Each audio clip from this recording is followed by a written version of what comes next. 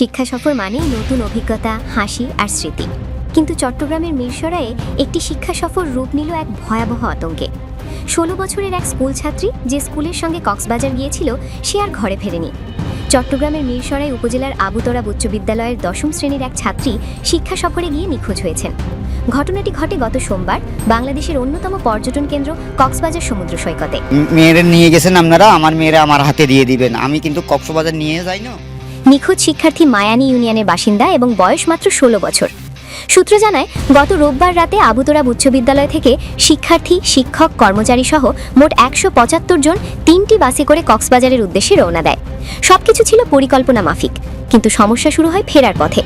সোমবার বিকেল প্রায় 3টের দিকে কক্সবাজার থেকে ফেরার সময় শিক্ষার্থীদের বাসে ওঠার নির্দেশ দেওয়া হয়।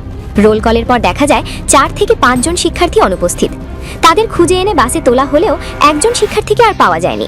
স্যারা বলছে 3টার দিকে গাড়িতে উঠে যাওয়ার জন্য, দেখতেছি যে 5-6 জন নেই।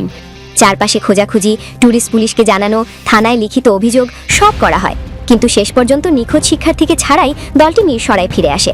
তো ওরা কেউ ওদের সবাইকে স্যারেরা খুঁজে বের করছে। বের করার পরে সবাই আসছে, পরে পূজারানী আসে।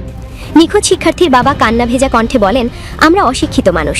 স্কুল কর্তৃপক্ষ আমার মেয়েকে পিকনিকে নিয়ে গেছে। এত বড় সফরে প্রধান শিক্ষক যাননি। এখন পর্যন্ত আমার মেয়ে কোনো যোগাযোগ করেনি।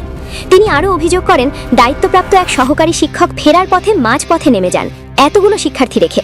তার প্রশ্ন, বরাবর একটা বিষয় লক্ষ্য করা যায় কি, একটা মেয়ে গাড়িতে নেই, হঠাৎ করে নিখোঁজ। পরবর্তীতে শিক্ষা সফরে দায়িত্বে থাকা সহকারী প্রধান শিক্ষক রতন ফোনে কথা বলতে গিয়ে দায় এড়িয়ে সংযোগ বিচ্ছিন্ন করে দেন। অন্যদিকে বিদ্যালয়ের প্রধান শিক্ষক মর্জিনা আক্তার জানান, রোল ডাকার সময় একজন শিক্ষার্থীকে মিসিং পাওয়া যায়। অনেক খোঁজাখুঁজির পর না পেয়ে পরিবারকে জানানো হয় এবং থানায় মিসিং ডায়েরি করা হয়।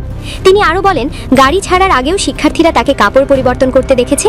এক অজ্ঞাত যুবকের সঙ্গে কথা বলতে দেখা যায়। জিজ্ঞেস করলে যুবক নিজেকে তার ভাই বলে পরিচয় দেয়। উপজেলা মাধ্যমিক শিক্ষা অফিসার ফেরদৌস হোসেন বলেন, বিষয়টি এই প্রথম শুনলাম, খোঁজ খবর নিয়ে দেখছি।